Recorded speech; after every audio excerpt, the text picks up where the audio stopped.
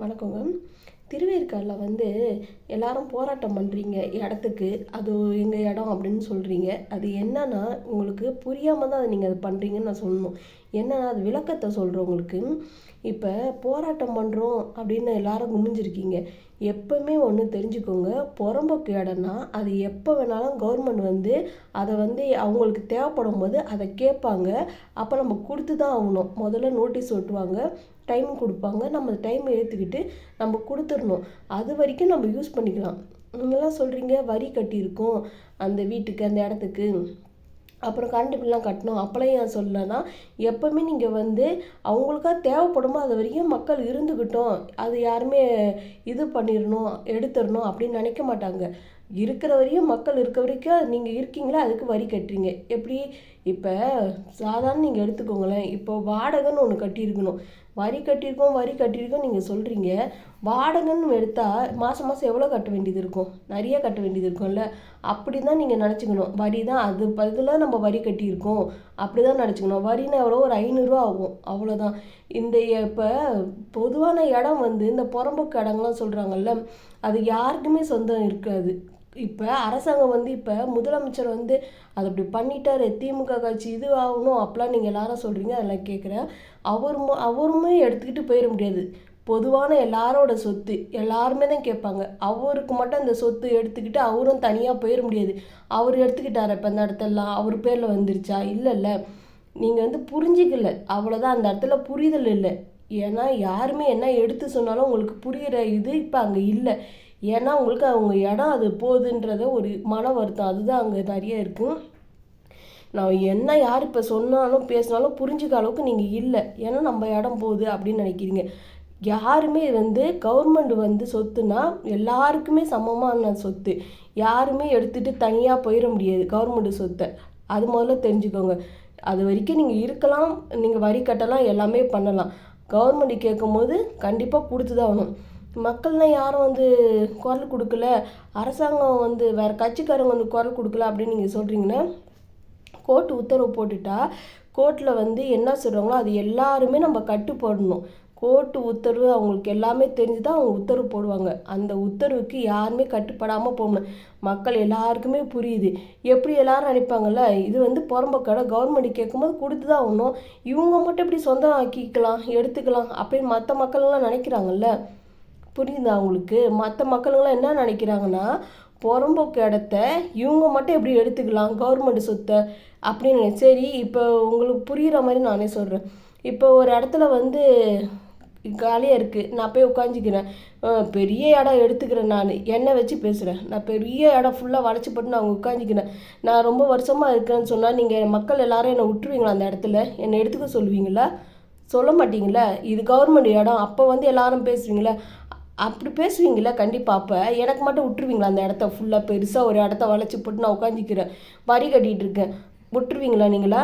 அது என்ன இந்த பொம்பளை மட்டும் எடுத்துக்கிறா, இவளுக்கு அப்படி கவர்மெண்ட்னா எல்லாமே மொத்தமாக எல்லாருக்கும் சொந்தமானது தானே, இவளுக்கு மட்டும் எப்படி கொடுக்கணும்? கொடுப்பீங்க அப்படின்னு எல்லாரும் கேட்பீங்கல்ல. அந்த மாதிரி தான் கவர்மெண்ட் இது இருக்கிற வரைக்கும் நீங்கள் எல்லாரும் இருக்கலாம்.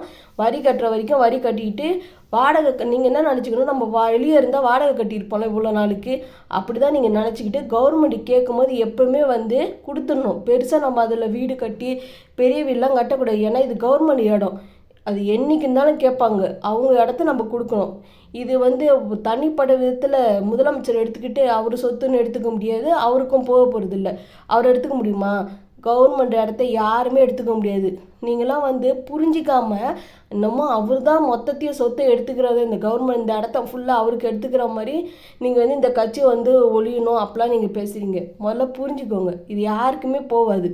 நம்ம எல்லாருக்குமே சொந்தமானது தான் எல்லாமே. தனிப்பட்ட ஆளுக்கு இது எதுவுமே போகாது.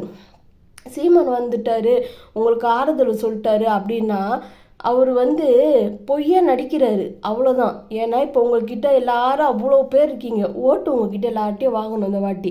அதுக்காண்டி இந்த மாதிரி இடத்துக்குலாம் அரசியல்வாதிங்க அவங்க நின்றுட்டு சும்மா உங்களுக்கு இப்போ நான் பேசுகிற மாதிரி பேசுனா உங்களுக்குலாம் பிடிக்குமா? கண்டிப்பாக பிடிக்காது, கோவம் தானே படுவீங்க. அது மாதிரி அவர் அப்படி பேச முடியாது. ஏன்னா இப்போ எனக்கு நீங்கள் ஒன்றும் ஓட்டு போட போகிறதில்ல, உங்கள் இது எனக்கு தேவைப்படுறதில்ல, எதுவுமே இல்லை. பொதுவாக யார் இது எனக்கு நான் உண்மை என்னவோ அதை சொல்கிறேன், அவ்வளோதான். நீங்கள் புரிஞ்சுக்கணுன்றது எடுத்து சொல்கிறது தான், அவ்வளோதான். இதை தவிர்த்து வேறு ஒன்றும் இல்லை. ஆனால் அவர் அப்படியா, நீங்கள் எல்லாரும் அவருக்கு ஓட்டு போடணும், அதனால் அவர் வந்து சொல்கிறாரு, நீங்கள் ஒரு குரல் கொடுங்க, இடிக்க வந்தால் நான் வந்து நின்றுவேன். இவர் நின்றுட்டேன்னா கோர்ட்டு உத்தரவு போட்டோன்னு சீமான் சொல்லிட்டாரு அப்படின்னு போயிடுவாங்களா? இது வந்து போக மாட்டாங்கங்க, இடிச்சிருவாங்க. இவர் வந்து பொய்யா உங்ககிட்ட நம்பிக்கை கொடுக்குறாரு. எப்போ நான் இப்போ இது மாதிரி சொல்கிறதுனால உங்களுக்கு கோபம் வரும் எல்லாரும். இது வந்து உண்மை பேசினா கோவம் தான் வரும். உங்களுக்குலாம் பிடிக்காம தான் போவோம், என்ன பிடிக்காம போட்டோம், கோவம் வரட்டும். ஆனால் உங்களுக்கு பொய்யா நம்பிக்கை கொடுத்த ஆறுதல் பண்ணுறாரு, அது பொய்ங்க. அவர் சீமானு சொல்கிறது பச்சை பொய். கோர்ட்டு உத்தரவு போட்டால் கண்டிப்பாக வருவாங்க, எல்லாரையும் பிடிச்சி தள்ளி விட்டு இடிக்க தான் செய்வாங்க. இதுதான் நடக்கும். சட்டத்துக்குள்ள தான் நம்ம எல்லாருமே இருக்கிறோம். சட்டம் எல்லாருக்கும் சமம், யாருக்கும் தனியாக இது இல்லை. இவர் எவ்வளோ ஒரு பொய்யா வந்து உங்கள்கிட்ட உண்மையை சொல்லிடணும். உங்களுக்கு பொய்யான நம்பிக்கை கொடுக்குறாரு. அவர் நல்லா தான் அப்படியே நீங்கள் கை தட்டணும், அவரை நல்லவருன்னு சொல்லணும். அது வந்து அதுக்காண்டி சும்மா கொஞ்ச நேரம் நடிக்கிறாரு, அவ்வளோதான்.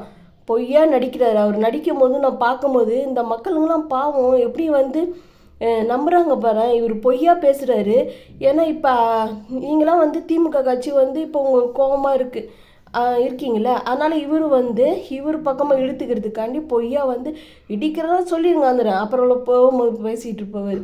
இடிக்கும் போது நம்மனா போகிறோம் சனினுங்குதுங்களா, நம்புதுங்க பாரு நம்மளை. அப்படி தான் ஒரு மனுஷன் நினைப்பார். சரி நம்ம சிரிச்சிட்டு நல்லவங்க மாதிரி நடிப்போம், கொஞ்ச நேரத்துக்கு நடிச்சுட்டு நம்ம போவோம், நம்ம வேலையை பார்ப்போம். நம்ம இதுங்கெல்லாம் ஃபோன் போட்டால் சரி அப்போ கூட வந்து நின்றுட்டு சும்மா இடிக்காதீங்க சொல்கிற மாதிரி நடிப்போம். இதுங்களாம் அப்போ கூட நம்புங்க. அப்படி தான் உங்களெல்லாம் வந்து அவங்களாம் அரசியல்வாதிங்க, ஒவ்வொரு அரசியல்வாதிகளும் நினச்சிக்கிட்டு இருக்காங்க.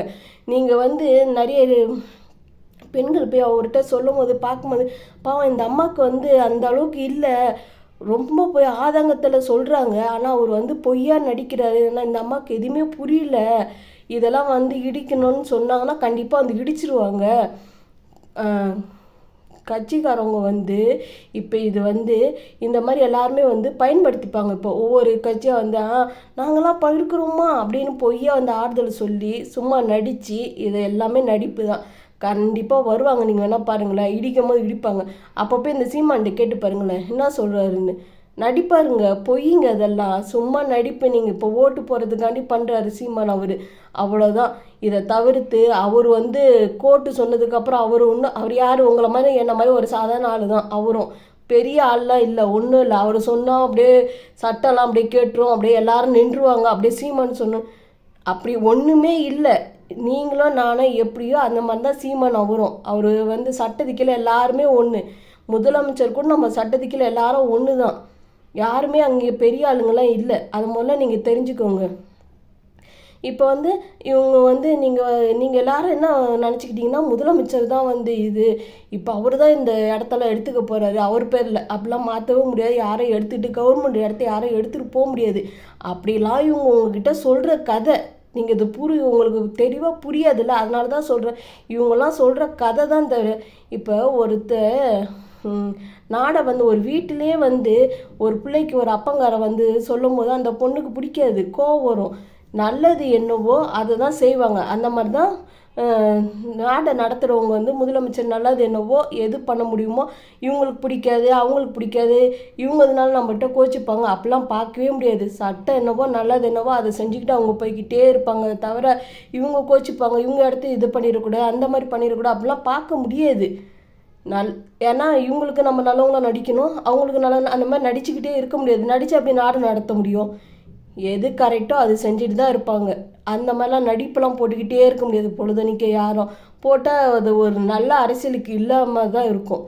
அதனால் நீங்கள் வந்து தவறுதலாக வந்து அவரே எடுத்துக்க போகிறாரு, அவருக்கு தான் அப்படின்னு நினச்சிருக்கீங்களோ, அப்படிலாம் இல்லை.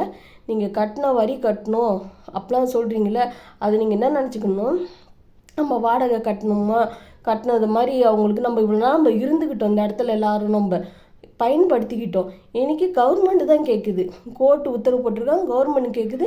நம்ம வந்து எல்லாருக்கும் கஷ்டம் இருக்க தான் செய்யும். யாரும் இங்கே வந்து இப்படி பெரிய வசதியாக அப்படியே வாழ்ந்துட போகிறாங்க. எல்லாரும் அவங்க இங்கே வாடகை கொடுத்து இருக்கிறவங்க இருக்க தான் செய்கிறாங்க. அப்படி போகணுன்னு நம்ம போய் தான் இவ்வளோ நாள் நம்மளை பயன்படுத்திக்கிட்டோம், நம்ம இருந்தோம், அவ்வளோதான். அப்படி தான் நினைக்கணும். தவிர அதை தவிர்த்து நீங்கள் வேறு ஏதோ நினச்சி போராட்டம் பண்ணி நீங்கள் வந்து சீமான் வந்து சொல்லிடுவார், சொன்னால் இடிக்க மாட்டாங்க, அப்படிலாம் நினைக்காதீங்க. கண்டிப்பாக இதெல்லாம் நடக்கும். நான் வந்து உங்களுக்கு சப்போர்ட்டாக பேசியிருந்தானா நான் நல்லவன்னு சொல்லியிருப்பீங்க. அப்போலாம் பொய்யாலாம் உங்களுக்கானலாம் சப்போர்ட்லாம் பேச முடியாது. உண்மை எதுவோ அதை சொல்லும் போது எல்லாருக்கும் பிடிக்காம தான் போகும். பிடிக்காம போட்டோம், அதை பற்றி எனக்கு ஒன்றும் இல்லை. உண்மை தான் சொல்ல முடியும். நன்றிங்க. ஜெய்ஹிந்த்.